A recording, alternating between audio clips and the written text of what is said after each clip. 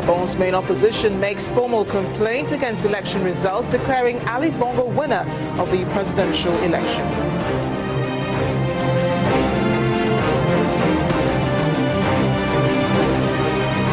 And it's good news for Ghana as it discovers its first oil.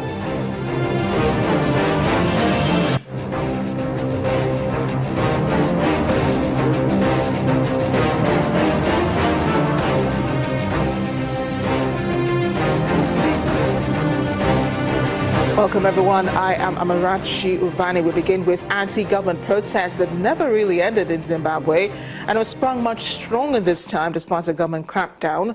A small group of protesters were seen today marching through the capital Harare, carrying banners reading all sorts of messages, but with a clear one calling for President Robert Mugabe to step down. The group says it is part of a movement called Tajamuka, who had been participating in a wave of recent demonstrations by those who complain that the country is being mismanaged by President Mugabe's government. As President Mugabe has promised, this country will never become like the Arab Spring. Police banned protests for 2 weeks, but a judge ruled this week that police had no right to end the protests and they had no authority to impose such a ban. It seems the protesters could be no further from the truth as the country's finance minister today announced the government will be cutting at least 25,000 jobs in the civil service. And that's because it has no money to pay them. Zimbabwe's finance minister Patrick Chinamas appeared before parliamentarians where he defended the decision, saying that salaries and allowances would also be cut and there would be no bonuses for up to 2 years. But it's not just those living in Zimbabwe who will be affected by this decision. The economic downsizing extends to diplomats overseas as there will be cuts to financing of embassies and consulates. Zimbabwe's economy has been spiraling over the years. It's been hard to keep the government accountable. The shortage of finance has led to delays in civil servants' salaries and is also affecting those in the police and the army. Over to Gabon now, where the main opposition was lucky enough to make the deadline for lodging a formal complaint against results from the presidential election. Main challenger Jean Ping has been complaining that he believes the results were rigged by the Electoral Commission in favor of incumbent President Ali Bongo.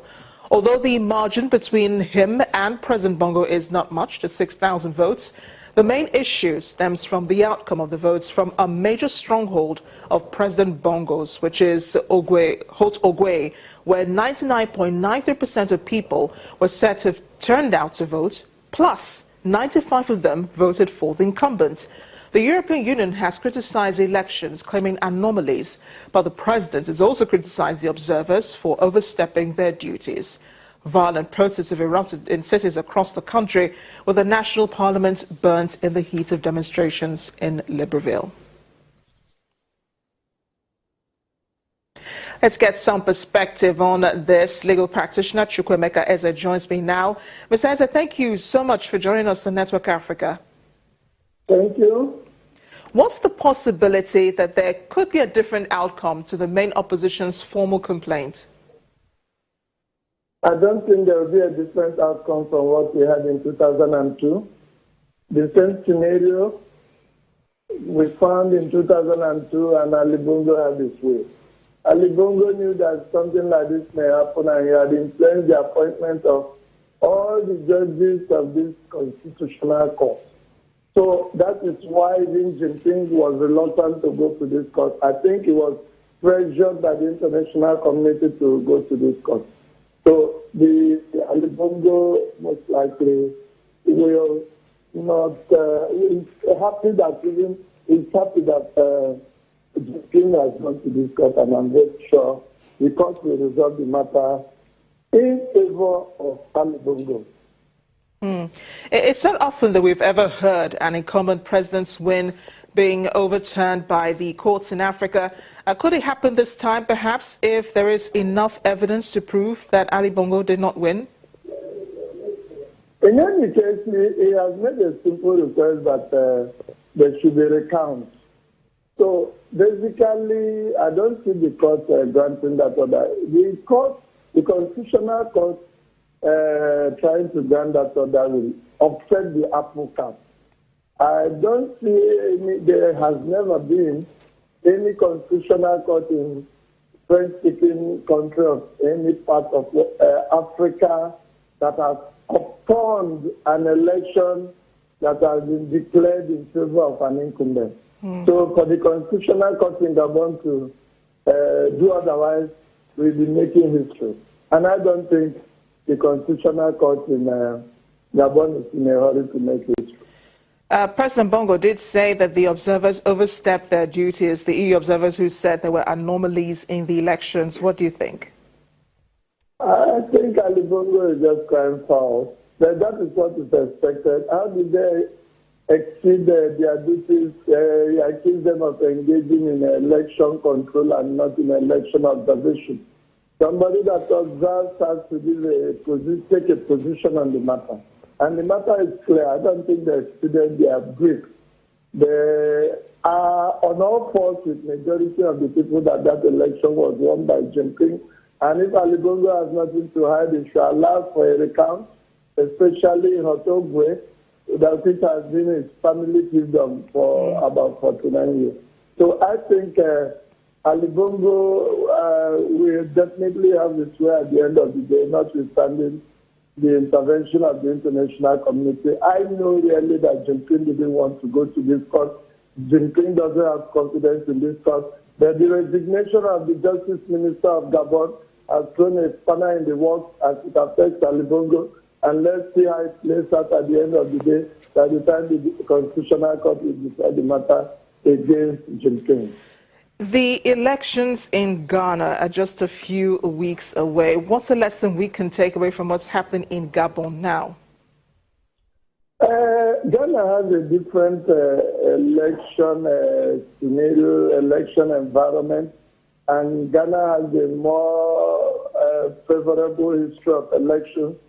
Almost there is no party that has spent more than 2 terms without another party replacing it. Ghana's democracy is flexible. Ghana can take a lesson, not necessarily from Gabon, but we take a lesson from more countries that have decent elections. Gabon has not had a decent election, so Ghana has very little, if any, to learn from Gabon, except that there should be no rigging in Ghana, because the same way the parliament building was touched in Gabon could be touched in Ghana if the election is true. But I doubt Ghanaians are more vigilant. They will not allow such a situation to happen. And Mr. Eze, thank you. Thank you so much. Thank you. I know you have a lot to say. Thanks again for joining us on Network Africa. Mr. Chukwuemeka Eze, a legal practitioner. West Africa is finally free of the Ebola virus, and it's just now that some countries are cautiously resuming normal activities at the borders. Take, for example, Côte d'Ivoire, which just announced it will be reopening its borders with Guinea and Liberia 2 weeks after they were closed because of the outbreak.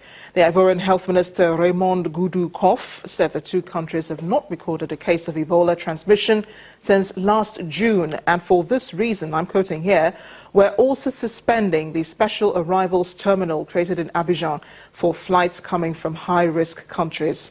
More than 11,000 people died mainly from the recent epidemic in Africa, the bulk of which happened in Guinea, Liberia and Sierra Leone.